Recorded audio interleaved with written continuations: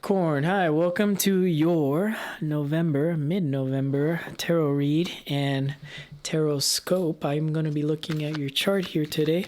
Realize these are YouTube general readings, so tarot may not resonate for you. And as well as the astrology transits, they may not resonate for you depending on what Mahadasha or what your individual birth chart says. So, take these with a grain of salt. And if you like your own personal reading tailored to your individual birth chart, feel free to reach out to me. My email's in the description below. Send me your time zone only. That's all I need. And I will send you all the information you need for a personal reading. Okay, Cap. You have Sun, Mercury, Venus in your 11th house. In the sign of Scorpio. Across the street, you have Mars retrograding in the sign of Taurus, making part of Ardham Yoga, 11th and 5th.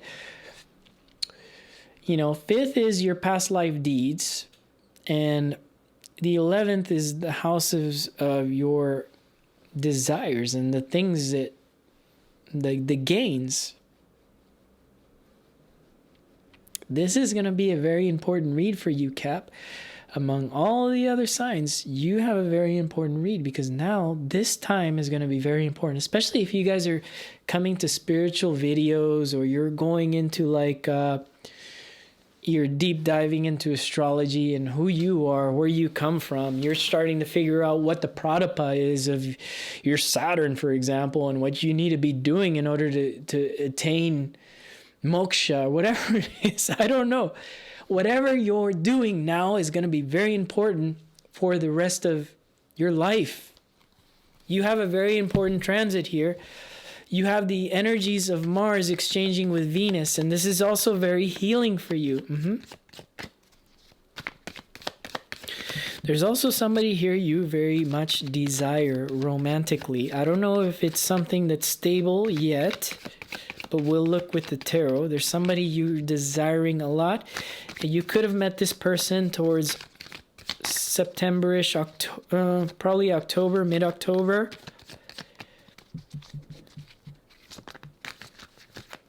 And now it's kind of slowing down. Let's see what's going on with that.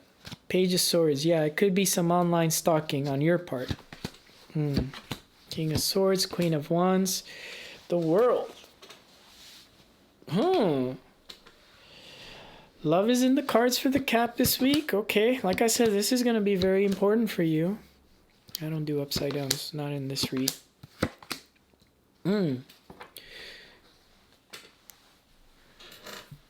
Cap, what's going on here with your read? Yeah, this is definitely spiritual rewards coming your way. There is definitely a spiritual partner, a match for you. King of Swords with Queen of Wands. There's somebody here that's really stable and they're very attracted to you, or at least you're attracted to them, and it's coming your way. The World card.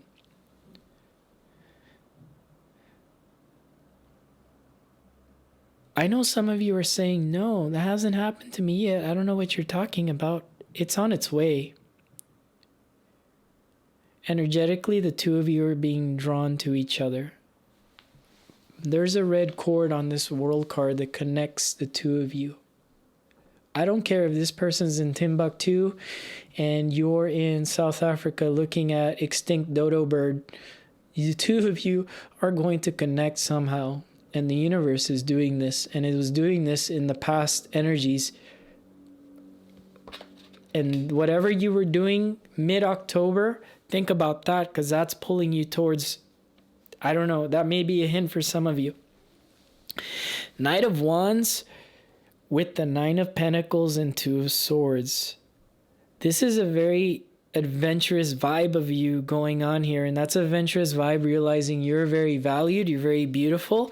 You're doing a lot of skincare. You're doing a lot of beautification. You probably changed your style all of 2022. You've had kind of like a little glow up here.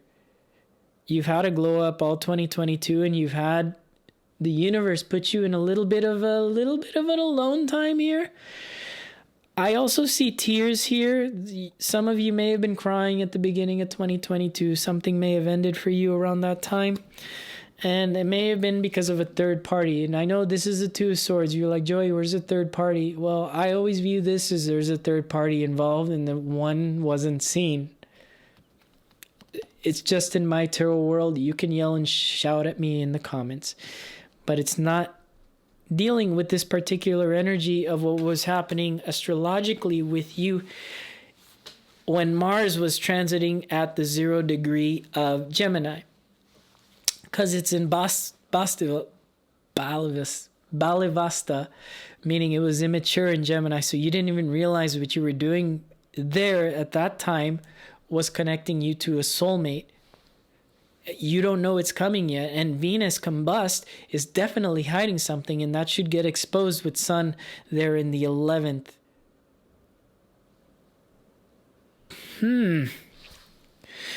Now you have the Lovers here with the Knight of Cups and the King of Cups. Once again, I've noticed this red cord connecting the Lovers here.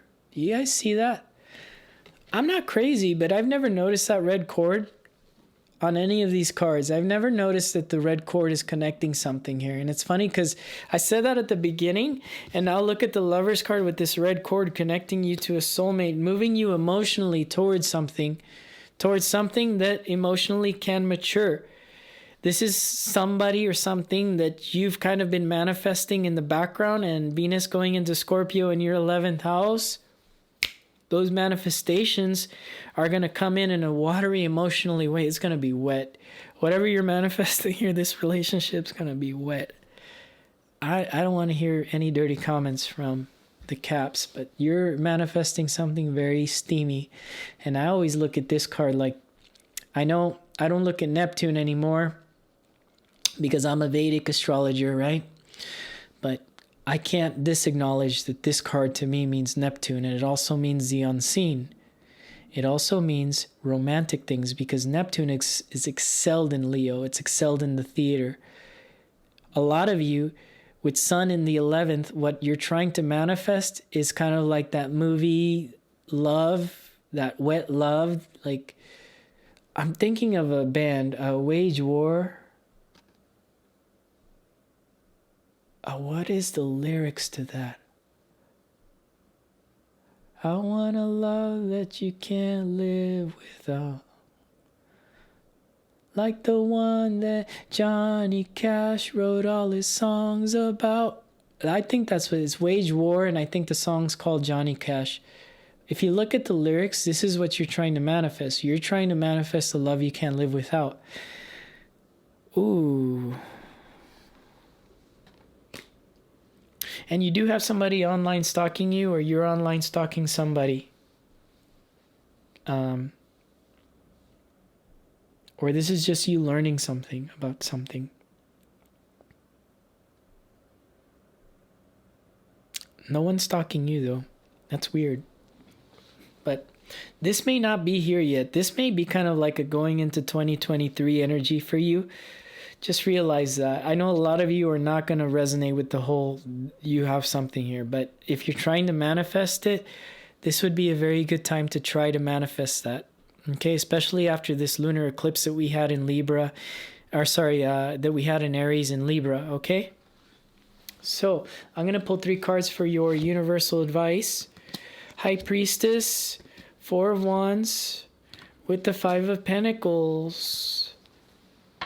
The universe is kind of calling me out here to tell you, you're going to have to spend some time alone here. You may not have the perfect partner now, but it's on the way. It's on the way when you realize that you've never been left in the cold, that the warmth is inside of you, Cap. And there is some spiritual learning here you have to do. Maybe that's what this Knight of Swords is about. Maybe this is you just stalking out like astrologers or something, and you're learning something about your chart to kind of pull in the right partner so that you know the right remedy. This is like the only card that was out of place and it was in your energy. So, and then now it makes sense to me when the universe is saying, yeah, keep on doing the spiritual work. So Continue to do spiritual work and manifestations. Positive manifestations brings you that wet, Neptunian thing that you want, romantic thing, 5th house Neptunian vibes. It's going to give you something very nice, romantic, watery, and it's something that you can grow into as well, which I like.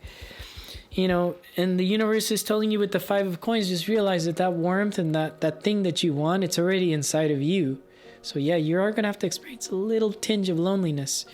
And you might experience that when the sun moves over from Scorpio and it moves over into Sag for you. You may experience that feeling of loneliness and loss. And so keep in mind that is going to be on the books for you coming up next month or next, for Sag season. That's all I got for you, Sag, or Cap. I will see you guys again next week. Take it easy. Bye.